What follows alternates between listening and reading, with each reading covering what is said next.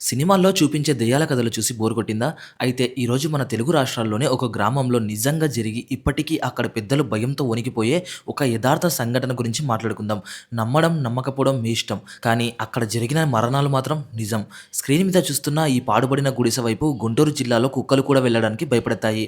ఎందుకంటే 30 ఏళ్ల క్రితం ఊరి జనం అంతా కలిసి చంపేసిన ఒక మంత్రాల ముసలమ్మ ఆత్మ ఇప్పటికీ అక్కడే తిరుగుతుందని అనడానికి కొన్ని భయంకరమైన ఆధారాలు దొరికాయి.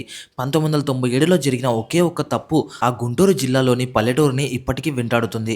కేవలం చేతబడి చేస్తుందనే అనుమానంతో ఒక ముసలావిడని చంపిన ఆ ఊరి జనానికి ఆమె చనిపోయే ముందు ఇచ్చిన శాపం ఏంటో తెలిస్తే మీరే షాక్ అవుతారు. అసలు విషయానికొస్తే అది గుంటూరు జిల్లాలోని ఒక పచ్చని గ్రామం. చుట్టూ పొలాలు, ప్రశాంతమైన వాతావరణం. చూడ్డానికి చాలా ప్రశాంతంగా కనిపించే ఆ ఊరిలో ఎవరు వెళ్ళడానికి ఇష్టపడని ఒక చిన్న గుడిసె లాంటి ఇల్లు ఉండేది. అందులో రంగమ్మ అనే వృద్ధురాలు ఒంటరిగా ఉండేది. ఆమెకు చుట్టుపక్కల బంధువులంటూ ఎవరూ లేరు. ముఖంపై ముడతలు, లోతుకుపోయిన కళ్ళు, ఎప్పుడో నోట్లో ఏదో మంత్రంలా గొనుగుతూ ఉండే అలవాటు. ఆమెను చూస్తేనే ఊరి పిల్లలు భయపడి పారిపోయేవాళ్ళు. మొదట్లో ఆమెను నార్మల్‌గా వృద్ధురాలనే అనుకున్నారు. కానీ రోజులు గడుస్తున్న కొద్దీ ఆ ఊరిలో కొన్ని వింత సంఘటనలు మొదలయ్యాయి. ఎవరైనా ఆమె ఇంటి ముందుకు వెళ్తే ఆ ఇంటి లోపల నల్లటి కోళ్ళు, వింత వింత నిమ్మకాయలు, కుంకుమ చల్లిన బొమ్మలు కనిపించేవట. కాలక్రమేణా రంగమ్మ చేతబడి అంటే బ్లాక్ మ్యాజిక్ చేస్తుందనే ప్రచారం ఊరంతా పాకిపోయింది. దాంతో ఆమెకు మంత్రాల ముసలమ్మ అని పేరు పెట్టారు. అయితే ఒక అమావాస్య రాత్రి జరిగిన ఘోరమే ఆ ఊరి తలరాతను పూర్తిగా మార్చేసింది. ఆ రాత్రి అసలు ఏం జరిగిందంటే అది 1997వ సంవత్సరం. ఒక భయంకరమైన అమావాస్య రాత్రి. ఆ రోజు రాత్రి ఊర్లో ఎన్నడూ లేనంతగా భారీ వర్షం పడుతుంది. ఉరుములు, మెరుపులతో ఆకాశం బద్దలైపోతుంది. సరిగ్గా అదే సమయంలో ఊరిలో కరెంటు పోయింది. ఊరంతా దట్టమైన చీకటి సామ్రాజ్యంలో మారింది. అదే సమయంలో ఊరి ప్రెసిడెంట్ గారి చిన్న కొడుకు హఠాత్తుగా తీవ్రమైన అనారోగ్యానికి గురయ్యాడు. అప్పటి వరకు బాగానే ఉన్న పిల్లవాడు ఉన్నట్టుండి రక్తం కక్కుకోవడం మొదలుపెట్టాడు. ఆ ఊర్లోకి ఏ డాక్టర్ని పిలిపించినా ఫలితం లేకుండా పోయింది. పిల్లాడి పరిస్థితి క్షణక్షణానికి దిగజారిపోతుంది. సరిగ్గా అప్పుడే ఊరి పెద్దలకు రంగమ్మపై అనుమానం వచ్చింది. పగపట్టిన రంగమ్మే ఆ పిల్లాడిపై చేతబడి చేసిందని వాళ్ళు బలంగా నమ్మారు. కోపంతో, భయంతో ఊగిపోయిన కొందరు ఆ ఊరి యువకులు ఆ అర్ధరాత్రి వర్షంలో కర్రలు, పారలు, లాంతర్లు పట్టుకొని రంగమ్మ ఇల్లు వైపు నడిచారు. వాళ్ళు వెళ్లి రంగమ్మ ఇంటి తలుపులు బద్దలు కొట్టారు. లోపల ఒక చిన్న దీపం ముందు కూర్చొని రంగమ్మ ఏమో వింత మంత్రాలు చదువుతూ కనిపించింది. కోపంతో ఊగిపోయిన జనం ఆమెను జుట్టు పట్టుకొని బయటకు లాగారు. వర్షంలో పడేసి కర్రలతో దారుణంగా కొట్టారు. ఆ వృద్ధురాలు నేను ఏ తప్పు చేయలేదు బాబోయ్ అని ఎంత మొత్తుకున్నా ఏ ఒక్కరిలోనూ జాలి కలగలేదు. రక్తం కారుతున్న శరీరంతో నేలపై పడి ఉన్న రంగమ్మ చివరి క్షణంలో ఊరి జనాన్ని చూసి భయంకరంగా నవ్వింది. ఆ నవ్వు సాధారణంగా మనిషి నవ్వులా లేదు. వినేవాళ్ళ గుండెలు ఆగిపోయేలా ఉంది ఆ నవ్వు. ఆమె చనిపోయే ముందు ఊరి వైపు చూస్తూ తాను వణుకుతున్న చేతిని చూపిస్తూ ఇలా శపించింది. నన్ను అనవసరంగా చంపారురా. మిమ్మల్ని, మీ వంశాన్ని, మీ ఊరిని నేను వదిలిపెట్టను. నా ప్రాణం పోయినా నా ఆత్మ ఇక్కడే ఉంటుంది. ప్రతి అమావాస్యకు మీ గుండెల్లో భయం అంటే ఏంటో చూపిస్తా అని శపించి కన్నుమూసింది. కానీ ఇక్కడ ఒక షాకింగ్ ట్విస్ట్ ఏంటంటే రంగమ్మ అక్కడ ప్రాణం విడిచిన మరుసటి క్షణమే ఇటు ప్రెసిడెంట్ ఇంట్లో ఉన్న పిల్లాడు హఠాత్తుగా కోలుకున్నాడు. దాంతో అందరూ రంగమ్మ వల్లే ఇదంతా జరిగిందని నమ్మి ఆమె శవాన్ని ఎవరికి తెలియకుండా ఊరి చివర పొలాల మధ్య పూడ్చిపెట్టారు. కానీ అసలైన భయం అంటే ఏంటో, ఆ ఊరి జనానికి నరకం అంటే ఏంటో చూపించే రోజులు అక్కడి నుండే స్టార్ట్ అయ్యాయి. రంగమ్మ చనిపోయింది. ఊరి జనమంతా ప్రశాంతంగా ఊపిరి పీల్చుకుంటున్నారు. కానీ ఆ ప్రశాంతత ఎంతో కాలం నిలవలేదు. రంగమ్మ చనిపోయిన సరిగ్గా 15 రోజులకు అంటే ఆ నెలలో వచ్చిన మొదటి అమావాస్య నాడు ఆ ఊరిపై మొదటి దెబ్బ పడింది. ఉదయం లేచి చూసేసరికి ఊరి చివర ఉన్న పొలాల్లో 4, 5 ఆవులు, గేదెలు చనిపోయి ఉన్నాయి. నార్మల్‌గా జంతువులు చనిపోతే వ్యాధి అనుకోవచ్చు.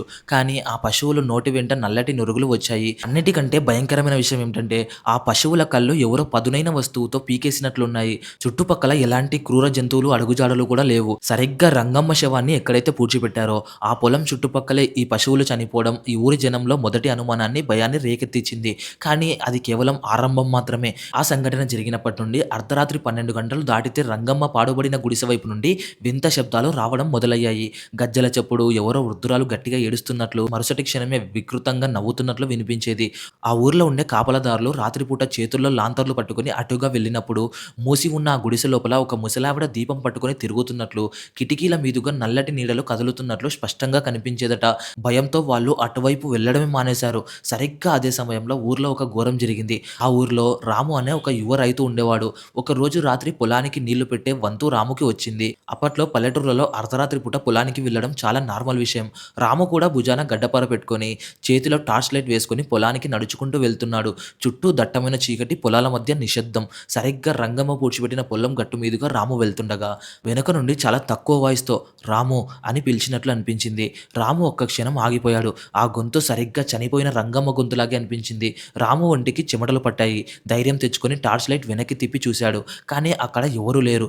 నా భ్రమ కావచ్చు అనుకుని రాము ముందుకు నడవబోయాడు. కానీ మరుసటి క్షణమే గాలిలో తీవ్రమైన కుంకుమ వాసన, విపరీతమైన వేప ఆకుల వాసన వచ్చింది. చలికాలం కాకపోయినా చుట్టుపక్కల వాతావరణం ఒక్కసారిగా ఐస్‌లా చల్లగా మారిపోయింది. రాము భయంతో వణికిపోతూ గట్టిగా అడుగులు వేయడం మొదలుపెట్టాడు. సరిగ్గా అప్పుడే అతని టార్చ్ లైట్ వెలుతురులో అతనికి కొన్ని అడుగుల దూరంలో ఒక భయంకరమైన దృశ్యం కనిపించింది. అక్కడ ఒక తెల్లటి జుట్టు ఉన్న ముసలావిడ నిలబడి ఉంది. ఆమె ముఖమంతా రక్తం కారుతుంది. ఆమె కళ్ళు కోపంతో ఎర్రగా ఉన్నాయి. సరిగ్గా రంగమ్మ చనిపోయినప్పుడు ఎలాంటి రూపంతో ఉందో అదే రూపంలో అక్కడే గాల్లో కొంచెం పైకి తేలుతూ నిలబడింది. ఆమె రాము వైపు చూస్తూ తన చేతిలో ఉన్న వింత బొమ్మను చూపిస్తూ భయంకరంగా నవ్వింది. రాము గుండె ఆగిపోయినంత పనైంది. చేతిలో ఉన్న గడ్డపార, టార్చ్ లైట్ అక్కడే పడేసి అమ్మో దయ్యం, రంగమ్మ వచ్చింది అని గట్టిగా అరుస్తూ ఆ ఊరి వైపు ప్రాణాలు గుప్పెట్లో పట్టుకొని పరిగెత్తాడు. ఊర్లోకి రాగానే స్పృహ తప్పి పడిపోయాడు. రాముని ఊరి పెద్దలంతా ఇంటికి తెచ్చాక రాముకి తీవ్రమైన జ్వరం వచ్చింది. ఎంతమంది వైద్యులు వచ్చినా ఆ జ్వరం తగ్గలేదు. అతను కళ్ళు తెరిచిన ప్రతిసారి గది మూల వైపు చూపిస్తూ నోట మాట రాకుండా వణుకుతూ కేవలం మంత్రాల ముసలమ్మ నన్ను వదలదు, నన్ను చంపేస్తుంది అని మాత్రమే కలవరించాడు. సరిగ్గా 4వ రోజు అంటే రాముకి జ్వరం వచ్చిన 4వ రోజు రాత్రి రాము కళ్ళు తేలేసి భయానక స్థితిలో ప్రాణాలు విడిచాడు. రాము చనిపోవడంతో ఆ పల్లెటూరి జనం గుండెల్లో అప్పటి వరకు ఉన్న అనుమానం 100% నిజమైన భయంగా మారిపోయింది. ఇక యువరైతు రాము మరణంతో ఆ పల్లెటూరి జనం గుండెల్లో వణుకు మొదలైంది. రంగమ్మ చనిపోయే ముందు ఇచ్చిన శాపం ఊరిని ఒక్కొక్కటిగా దహించి వేస్తుందని అందరికీ అర్థమైంది. ఇప్పటి వరకు ధైర్యంగా తిరిగిన ఊరి పెద్దలు కూడా భయంతో వణికిపోయారు. రంగమ్మ ఆత్మను శాంతింపజేయకపోతే ఊరిలో ఏ ఒక్కరు బ్రతకరని గ్రహించారు. వెంటనే ఊరి ప్రెసిడెంట్ ఆధ్వర్యంలో తిరుపతి అలాగే శ్రీకాళహస్తి ప్రాంతాల నుండి పారానార్మల్ శక్తులను నియంత్రించగల పవర్ఫుల్ సిద్ధాంతులను, మంత్రగాళ్లను ఆ ఊరికి పిలిపించారు. ఆ ఊరి సరిహద్దుల్లో రంగమ్మను పూడ్చిపెట్టిన పొలం దగ్గర 3 రోజుల పాటు సుదీర్ఘమైన శాంతి పూజలు అలాగే ఉగ్ర హోమాలు నిర్వహించారు.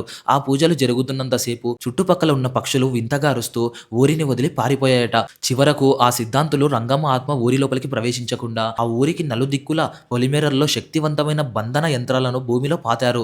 అంతేకాదు రంగమ్మ నివసించిన ఆ పాడుబడిన గుడిసె చుట్టూ ముళ్ళకంచె వేసి ఎవరూ కూడా ఆ ఇరుకైన వీధిలోకి వెళ్లకుండా కఠిన ఆంక్షలు విధించారు.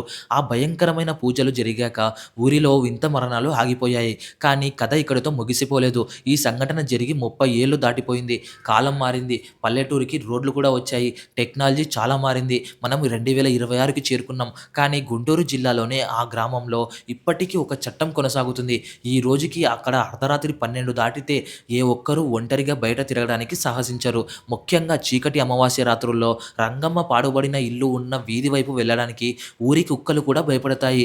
అటుగా ఎవరైనా వెళ్తే ఇప్పటికీ గాలిలో ఒక రకమైన కుంకుమ అలాగే వేప ఆకుల వాసన వస్తుందని, రంగమ్మ ఉండే వీధి చివర ఉన్న పాత వేప చెట్టు కొమ్మలు గాలి లేకపోయినా వింతగా ఊగుతుంటాయని స్థానికులు చెబుతారు. ఆధునిక సైన్స్ ప్రకారం ఇదంతా కేవలం ఆ ఊరి జనం మైండ్లో ఉండిపోయిన సామూహిక భయం, మాస్ హిస్టేరియా కావచ్చు. కానీ ఆ రాత్రి రంగమ్మను కొట్టి చంపిన 6 యువకుల కుటుంబాలు ఆ తర్వాత కాలంలో ఏదో ఒక వింత నష్టాన్ని లేదా అనుమానాస్పద మరణాలను ఫేస్ చేసిందని అక్కడ జనం మాట్లాడుకుంటూ ఉంటారు. మరి ఇదంతా కేవలం కల్పితమా లేక నిజంగానే అక్కడ ఆ మంత్రాల ముసలమ్మ ఆత్మ తన పగతో ఇప్పటికీ తిరుగుతుందా? అది ఆ ప్రకృతికే తెలియాలి. మరి ఇదంతా కేవలం నమ్మకమా లేక నిజంగానే అక్కడ ఆ మంత్రాల ముసలమ్మ ఆత్మ తిరుగుతుందా?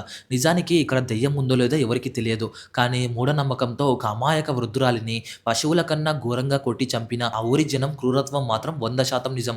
బహుశా అక్కడ తిరుగుతుంది రంగమ్మ ఆత్మ కాదు, తాము చేసిన పాపం ఎక్కడ తమను వెంటాడుతుందో అని ఆ ఊరి జనంలో ఉన్న భయం. మనుషులు చనిపోతారేమో కానీ వాళ్ళు చేసిన పాపాలు, ఆ పాపాలు మిగిల్చిన భయాలు మాత్రం తరతరాల వరకు ఆ ఊరిని వదిలిపెట్టవు అనడానికి ఈ గుంటూరు జిల్లా ఘటనే ఒక సజీవ సాక్ష్యం.